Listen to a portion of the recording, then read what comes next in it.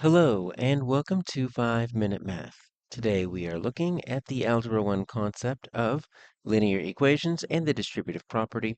This is standard A.5A in the great state of Texas, and we are using item number 24 of the 2024 released STAAR test. If you haven't done so already, please go ahead and take a moment to pause the video, work this problem out on your own, unpause it, and we will look at our answers together. All right, so we are simply trying to find the value of m that makes this equation true. And we're not necessarily using the distributive property in this problem, but this standard typically does use the distributive property. So we're going to just use a lot of substitution. Now, there's something that we could do to make this a little bit easier. Hopefully you see it. You see this 2/3 m minus 9, and then I've got a 1/3 m minus 27. I've got these thirds, and I'm going to have to plug all these numbers in, and then I'm going to have to multiply by 1/3 or 2/3. What happens if we just multiply this whole thing by 3? Let's make an equivalent equation. Just make it a little bit easier, okay? So if I multiply this by 3, right, that's just going to be, getting rid of that, that becomes 2, and then m minus 9, and then it's going to be the same thing over here. It's just going to become 1, so really it's just this m minus 27. And then I could say, all right, let's distribute this out. So that's going to be 2m minus 18 equals m minus 27. And then let's solve for m, because that's going to be a lot easier than substituting all of these. We could try that if we really wanted to. Let's see, I want to subtract m from both sides. And that's just going to be m minus 18 equals negative 27. So if I add 18 to both sides, what am I going to get? I'm going to get m equals negative 9. So it looks like we solved for m. We got negative 9. I do see that as an option. Now, how do we double check this? Well, let's plug this back in to make sure that we're actually doing it correctly.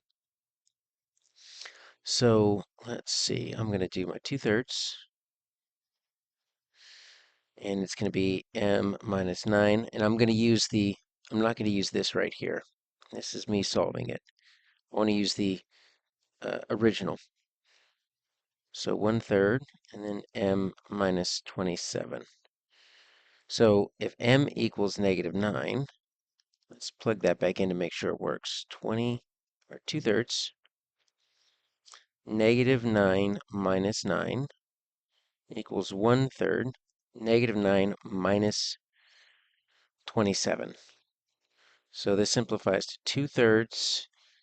Negative 9 minus 9 is negative 18. And then 1/3, right? Negative 9 minus 27 is negative 36. Okay, so at that point, let's get the calculator going here. Let's see. Let's not use Desmos. Let's use this TI calculator just for funsies. Okay, so it looks like I'm going to have 2/3, and I'm going to multiply that by my negative 18. So let's get 2/3, and then we will just multiply that by negative 18. All right, so 2/3 of negative 18 is negative 12. All right, so I'm just going to put this negative 12, and obviously we want the 1/3 times negative 36 to be negative 12. It does seem like that's going to be right, because remember, 1/3, multiplying by 1/3 is the same as dividing by its reciprocal, right? So if multiplying by a third is the same as dividing by 3, then this is really going to be negative 36 divided by 3, which does seem like it's going to be that negative 12. But, we've got the calculator out. Let's double check. So we've got this 1/3, and then I'm going to multiply this by negative 36. All right, also negative 12, which is, once we saw it like that, we're good. So negative 12 equals negative 12, which means it did work if we had m as negative 9, and so that is our answer A.